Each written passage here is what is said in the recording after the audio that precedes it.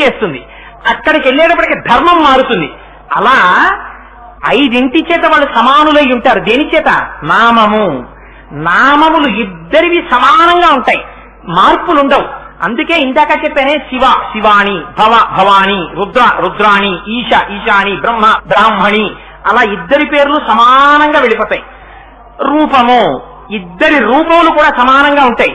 మీరు ఎప్పుడైనా అందుకే మహాకామేశ్వరుడి యొక్క తొడ మీద కూర్చున్న కామేశ్వరి స్వరూపాన్ని చూడండి. కామేశ్వరుడు అంటే ఎవరో తెలుసా అండి? నిర్గుణమైన పరబ్రహ్మములో సృష్టిగా మారాలన్న కోరిక, కామము కలిగిన వాడు కామేశ్వరుడు. ఆయన యొక్క కామముగా మారినటువంటి కోరికగా ఇంతమందిగా మారదామని పెంచినటువంటి కోరిక అమ్మవారు.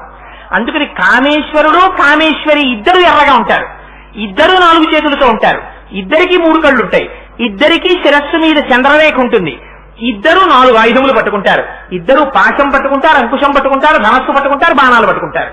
అందుకని నామము ఒకటే, రూపము ఒకటే, ఆవాసము ఒకటే. ఇద్దరు మేరు పర్వతం మీద ఉంటారు, ఇద్దరు కైలాస పర్వతం మీద ఉంటారు, ఇద్దరు శ్రీచక్రంలో బిందు స్థానంలో ఉంటారు, ఇద్దరు మణిద్వీపంలో ఉంటారు.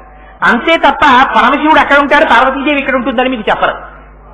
అందుకని నివాసము ఇద్దరిది ఒకటే, వాళ్ళు చేసే పనులు ఇద్దరికీ ఒకటే, ఇద్దరు చేసే పని ఒకటే ఉంటుంది. సృష్టి స్థితి లయ